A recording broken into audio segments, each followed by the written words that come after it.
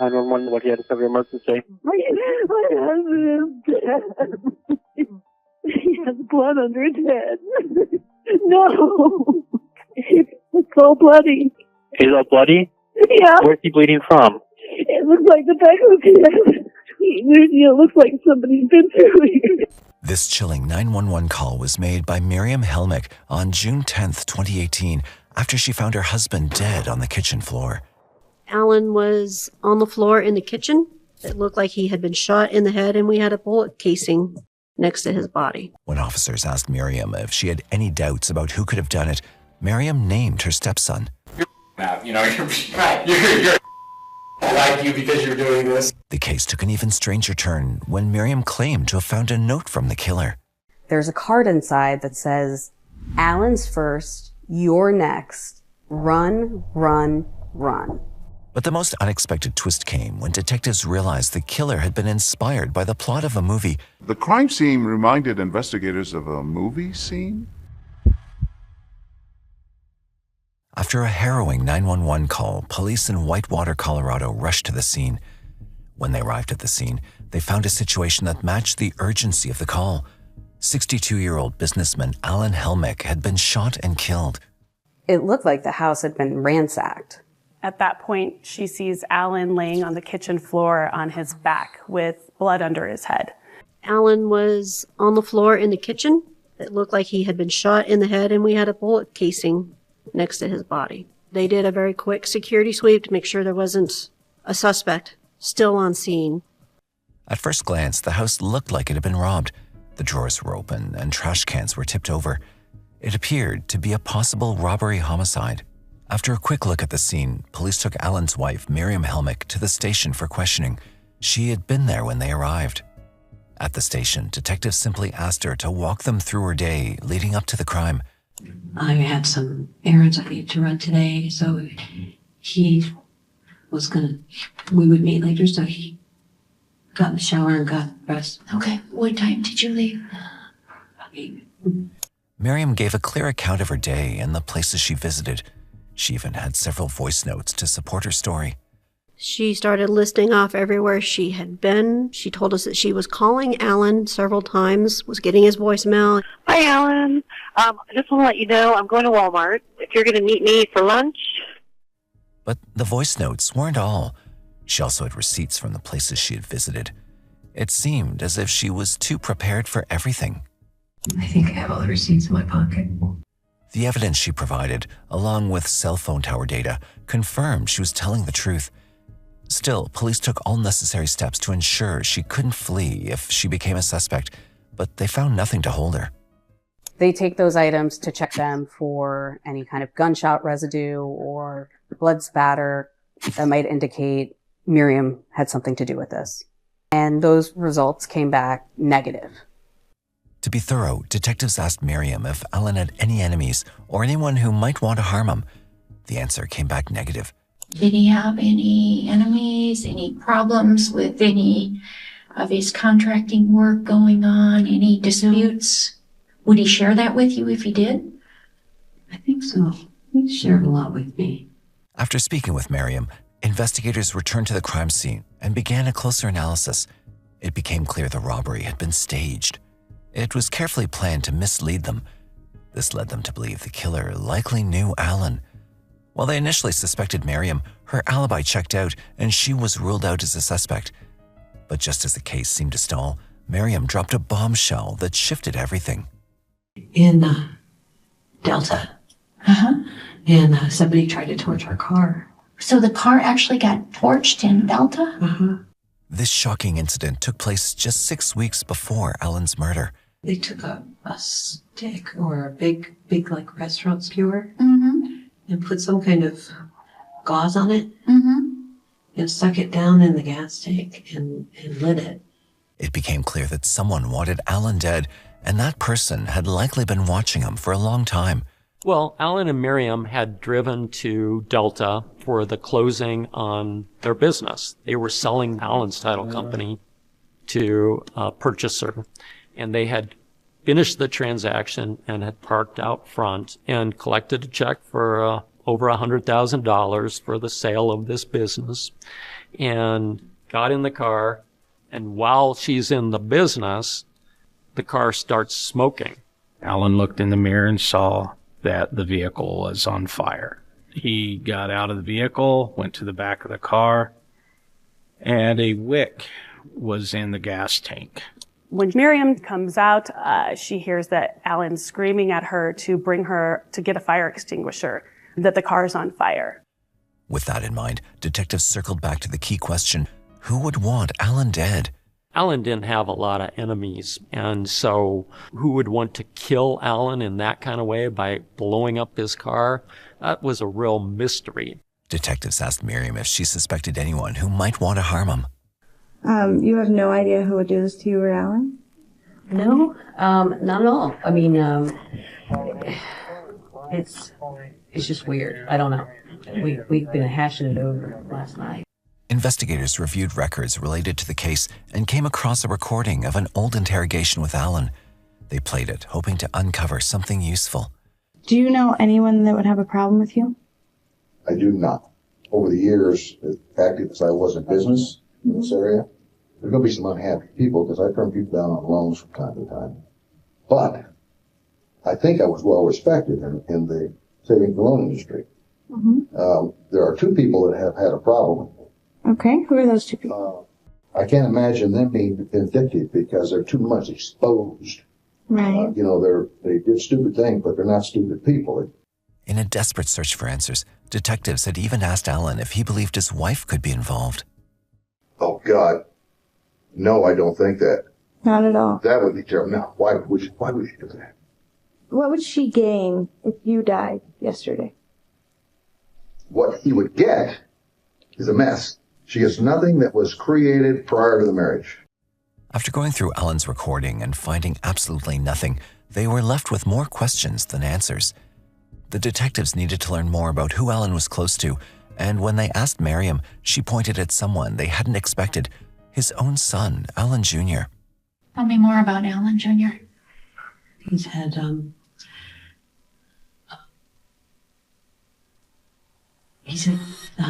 run-ins with the law. What was the relationship between Alan and Alan Jr. 3 to 4 months ago? Same. Same It's distance? been that way for many years. Okay, kind of Very stay apart. distant. Okay. There's some real animosity there. Does Alan Jr. know where you guys live now? He's been there. Alan didn't have any biological kids with Miriam. All his children were from his first marriage. What looked like a normal blended family on paper had cracks running quietly underneath. Miriam talked about how Alan and Alan Jr. never got along, and that there was some falling out between the two of them and some animosity. And just when the detectives were starting to let that uneasy feeling settle in, something else came to light, something that made it impossible to push aside their growing suspicions. And after that car fire 6 weeks earlier, Alan had also mentioned his strained relationship with his son to those investigators. It was time to bring Alan Jr. in for questioning. The detectives were hopeful that his answers could bring them the break they'd been searching for. As they sat down with him for an interview, they could never have expected the unpredictable truth he was about to reveal. Come on in and have a seat. And I, Right here? yes, that's All right. fine. He's the kind of guy that if he saw something that wasn't right, he would give you his 2 cents about it, and it would not be nice. It would be sharp. He just told it as it is. Yeah, it's sharp. Yeah, right out. Sure. I go, that's like, you're out, you're Right. You're right, you because you're doing this. Dad would give me a dime. Okay. Did you ask? No, I'm sure that I had back then, and they repeated, hey, this is something you need to learn to take care of yourself. Where were you Tuesday? Because everybody's been asked that question. And I'm not an ignorant human being. Right. And I would be offended if you didn't ask those questions. In fact, I would be angry with you if you didn't ask them in that way. Would have been working on the computers. I would have been at the hostel on my computer. In Seattle. Despite his tough exterior, Alan Jr. was clear that he would never hurt his father. He even provided an alibi, saying he was out of state when the murder happened. With every answer, the detectives' suspicions started to fade. When the interview ended, they made their decision. For now, Alan Jr. wasn't a suspect. No evidence linking Allen Jr. to having anything to do with Allen's murder. With Allen Jr. ruled out, the detectives hit another dead end. Frustration began to settle in. No leads, no answers. But just when it seemed like the case was slipping through their fingers, something terrifying happened. It was a turn so unexpected, so chilling. It might just be the breakthrough they'd been desperately searching for. She was with her friend Penny. They had just gotten back from shopping. She goes up to her front door and she sees an envelope sticking out from under the mat. And when she opens that envelope, there's a card inside that says, "Allen's first, you're next. Run, run, run." What was written inside that envelope sent a chill down their spines. It wasn't just unsettling, it was a direct threat. It was clear the investigation had to go deeper, because whatever they were up against now was far more dangerous than they'd imagined. She collapses to the ground, becomes very distraught. Marion calls me, and she's frantic. And she goes, "What should I do?" And I said, "Well, you need to hang up the phone and call the police and get out of there." I said, "Because somebody could be there trying to hurt you." The envelope was now the center of their attention. Its contents were unsettling, raising more questions than answers. The greeting card is turned over by Miriam to her lawyer, who then notifies the police. I was given a copy of the card. It said, "To the grieving widow," in block letters. On the front is a picture of a middle-aged female. And it said, "Insanity, doing the same thing over and over again, expecting a different result." And then inside, Allen spelled A-L-L-E-N, misspelled. Your was also Y-O-U-R. A grammatical thing, okay. Whoever left it there had cut out the barcode, seemingly in an effort to obfuscate anybody tracing that card, where it was purchased, who purchased it, that sort of thing. It looks like Miriam might be the next target. Maybe there is somebody out there who really wants to kill Miriam as well. The envelope turned out to be a solid lead. The investigators hoped they could trace where the card was sold, and that meant a specific manufacturer, a city market, and maybe even security footage. For the first time in days, they had a direction, and they were about to follow it. They got in touch with the manufacturer of the card. He was able to tell them where these cards were sold. I checked the Hallmark. I checked the Hobby Lobby. We finally get to the city markets. I contacted their loss prevention guy. They found 2 sales. One person paid in cash, didn't know who that person was. The other one was with a credit card. So we had a name, and then he found one more purchase. He called me, and he's like, "I've got video." That store uses VHS tapes? That particular store was not as up-to-date as their others, and they did use VHS, and they used it over and over and over again. So by the time we got this tape, it was kind of delicate. The footage started rolling. Ordinary people going about their day, nothing unusual at first. But then, just a few minutes in, something, or rather someone, made the detectives lean in. A familiar face. Someone they never expected to see in this context. And in that moment, everything changed. It was her. She was wearing the same style of shirt that she had walked in with her interview. It was just a different color combination. When the detectives questioned her about it, she did have an explanation, one that was as vague as it was oddly hilarious. And if she expected it to clear things up, well, it did the exact opposite. What Miriam told them is that she felt like the police weren't paying enough attention to the case. They weren't doing much. And so she wanted to kind of jog that with this card. But the detectives were not buying this reasoning. Miriam was beginning to seem more and more suspicious to them. So it was time to speak to Alan's children and learn what they could about Miriam's relationship with their father. They brought Alan's son and 2 daughters in for interviews, and the children had a lot to say. He's been completely out of character, drastically since January. It's odd for my dad. You've seen him change. You've seen him change his character. And maybe not so much see him change his character, but through her, I can't even get to him. And every time I called, Miriam answered. Before that. His phone? Yeah. Okay. His cell phone. Which I thought was weird. He always answered his phone. All 3 gave the same report regarding the weeks and months leading up to his death.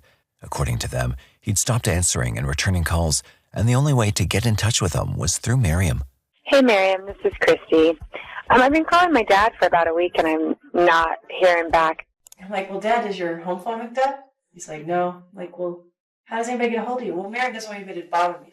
It appeared as though Miriam had been trying to distance Alan from his kids, and she often blamed it on his health issues, but this only confused them more. Father's never sick. My father's like an ox. And he was, every time I would talk to him, he was sick. And did he say what he was sick from? He didn't know. I don't think he had a clue. But he said he couldn't even stand up. He was so dizzy. Could Alan's inexplicable sickness have been caused by something out of the ordinary?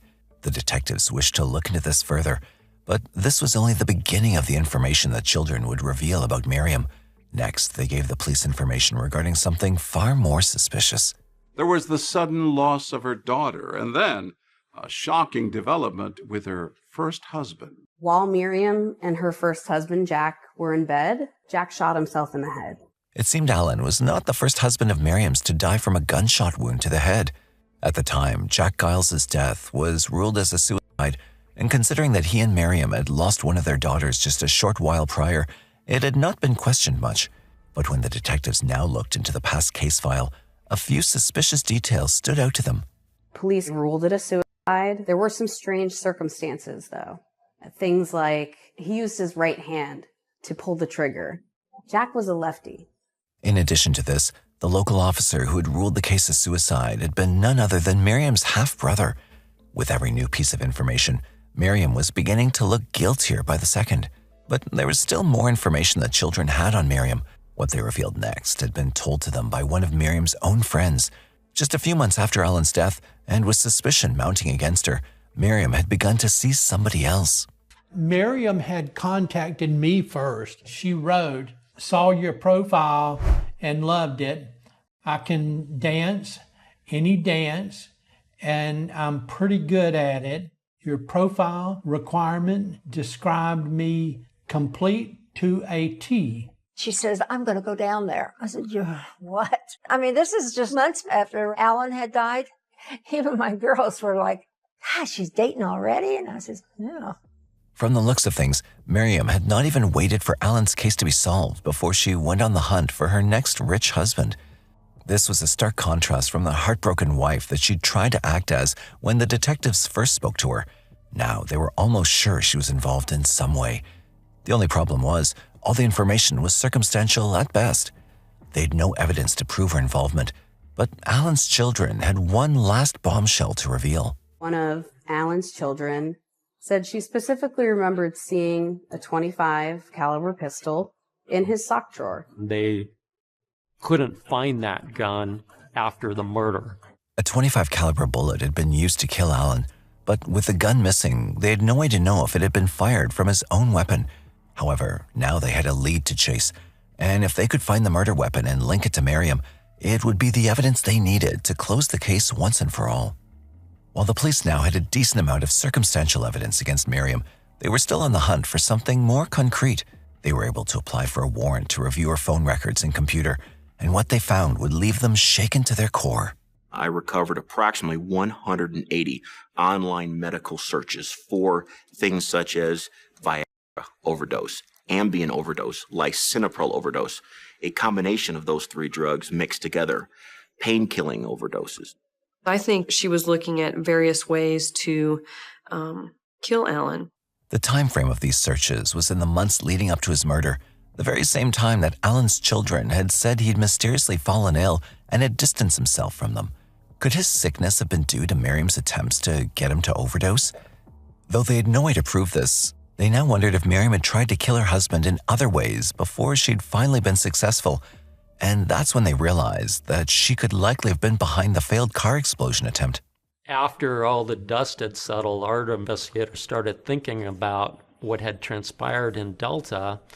They thought, this sounds like the car explosion scene in No Country for Old Men, which had just come out in the last year, and it was a popular movie where the villain had created a distraction by lighting a magazine, sticking it into the gas inlet, and exploding the car. The investigators were sure this was where the inspiration had come from, considering the movie's popularity at the time. They decided to look into Alan and Miriam's cable bill, and what they found would confirm their darkest suspicion. As police are looking into this, they discovered that the Helmicks had rented that movie about 4 days prior to the incident. The links were too clear to ignore. Miriam had been looking for any possible way to get rid of her husband, and when they'd all failed, she had resorted to the most foolproof method she could think of, Alan's gun. But how could the investigators prove this? They had no idea where the gun could possibly be hidden, and no clue where to start looking for it. But then, when they were beginning to lose hope, one of Alan's children reached out and mentioned a story from 1989 involving that same gun that gave them a sliver of hope. My grandfather went a little crazy and tried to shoot my grandmother in their front lawn one day. According to Alan's daughter, a neighbor had intervened and her grandfather had ended up shooting downward into the lawn. The detectives now came up with a bold plan. They'd search this property to see if the bullet from this incident could be found in the ground and try to compare this to the bullet that was used to kill Alan. It was a long shot, but this was their only chance. We went out there with metal detectors, and after some time we were able to locate the bullet. Are you kidding? You found a bullet that had been fired in 1989? Amazing. We don't get those sorts of breaks. Against all odds, they were actually able to locate the bullet. It was immediately collected and sent to ballistics to test against the bullet used to kill Alan. But since the bullet from 1989 had been in the ground for 20 years, it had degraded quite a bit. The test results would take time, so the detectives began to look into what Miriam's possible motive could be for taking Alan's life, and they knew just where to start. When they'd searched the house after the murder, they'd found a number of checks totaling over $40,000 addressed to Miriam that had all been signed by Alan. At the time, as Miriam had been cleared due to the alibi she'd presented, they hadn't thought to look deeper into these checks.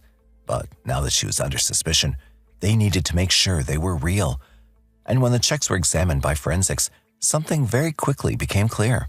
There were suspicious bank account activity where it appeared that Miriam had forged multiple checks from Alan's account. All told, she had taken about $40,000 out of his account through writing those checks. It seemed the motive had been simple after all. It had been sheer greed for money. Not satisfied with the life insurance payout from her first husband's death, Miriam had decided she needed more, and Alan had paid the price. What the detectives found even more chilling was the fact that just a few months after Alan's murder, she had found another rich man to chase after. They were now certain they were dealing with someone who could very likely be looking to kill again in the future. They needed to lock her away for good. And then the results of the ballistic testing came back. I was able to determine that the bullet recovered from the yard corresponded with the bullet from the victim in number of land and groove impressions and their widths. I was able to determine also that the fired bullet from the yard was a right-hand twist. My result was that the two bullets could have been fired by the same firearm. This was what the detectives had needed. Even though it was not a 100% definitive match, they believed that along with all the circumstantial evidence, it would be enough to take Miriam to trial and get a guilty verdict. 6 months after the death of Alan Helmick, Miriam was arrested and charged with first-degree murder, attempted murder for the car fire, and forgery. Soon after, in November 2009, the case went to trial. The prosecution presented their timeline of the murder, stating that Miriam had shot her husband in the morning, then changed her clothes and showered to remove any traces of blood or gunshot residue. She'd then disposed of the clothes and the gun in some unknown location, and then set off on her errands to establish her alibi before heading to the Chinese restaurant and leaving the message for Alan. She had then returned home and called 911, pretending to be a distraught wife. They also stated how she'd been behind the failed car bombing attempt, citing the cable bill as circumstantial evidence. The defense was confident that this wouldn't be enough, but the prosecution also had an ace up their sleeve: the testimony of one of Miriam's friends who recalled a conversation between the two of them just days after the failed attempt. She had said that she found out that a car won't explode if it has a full tank of gas. And when she said that, what was her demeanor? She laughed. That catch you off guard? Pretty much.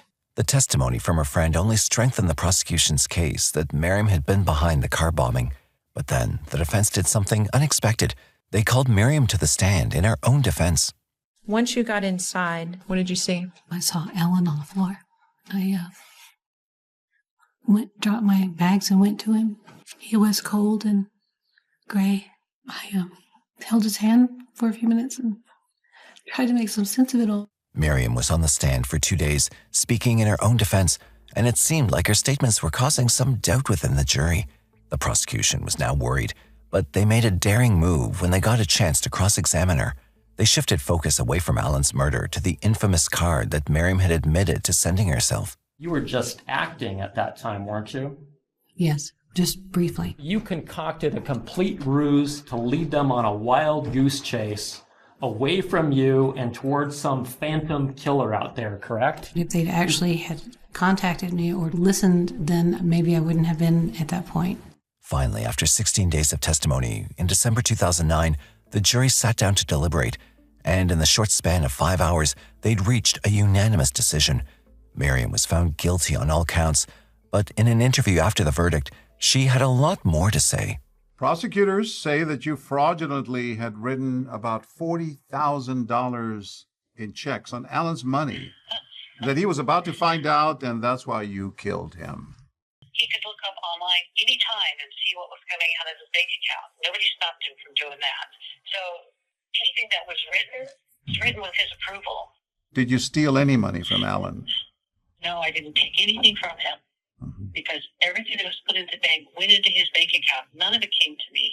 But when the interviewer asked her about the car fire, she made an absolutely outlandish claim. Did you have anything to do with starting that car fire? No, I didn't have any inclination to do it.